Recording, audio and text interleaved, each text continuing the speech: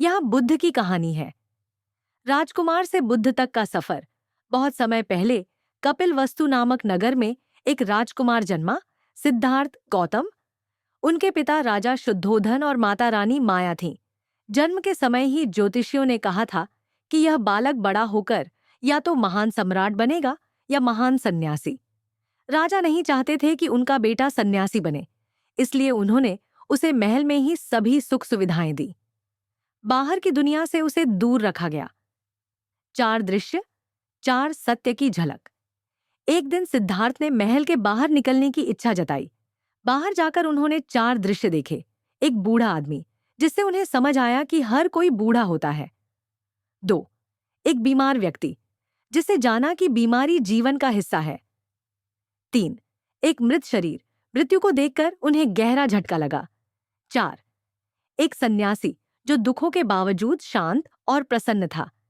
इन दृश्यों ने सिद्धार्थ के जीवन को बदल दिया। उन्होंने सोचा, अगर जीवन में दुख है तो इसका कोई उपाय भी होगा।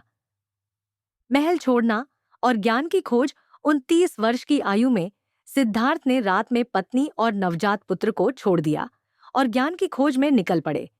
उन्होंने कई गुरुओं से सीखा, कठिन तपस्या की, लेकिन उन्हें पूर्ण सत्य नहीं मिला। फिर एक दिन वे बोधगया में एक पीपल के पेड़, बोधि वृक्ष के नीचे ध्यान में बैठ गए और निश्चय किया, जब तक सत्य न मिले नहीं उठूंगा। कई दिनों के गहन ध्यान के बाद उन्हें ज्ञान, बोध प्राप्त हुआ। अब वे गौतम बुद्ध कहलाए, जागे हुए। 4 आर्य सत्य और अष्टांगिक मार्ग। बुद्ध ने जो ज्ञान पाया उसे उन्होंने सबको बताया। उनका मुख्य उपदेश था, 1, दुख है। 2, दुख का कारण तृष्णा, लालच, आसक्ति है। 3, दुख का अंत संभव है। 4, दुख से मुक्ति का मार्ग, अष्टांगिक मार्ग।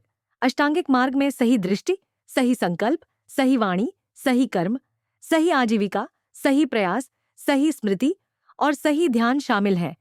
बुद्ध का संदेश, क्रोध को प्रेम से जीतो, आसक्ति, लालच छोड़ो तो दुख भी मिट जाएगा। हर इंसान खुद अपना उद्धार कर सकता है। धर्म जाति से नहीं, कर्म से बड़ा है। करुणा और अहिंसा ही सच्चा बल है। बुद्ध ने कोई धर्म की आंधी नहीं चलाई। उन्होंने सिर्फ एक रास्ता दिखाया, जागो, समझो और मुक्त हो जाओ।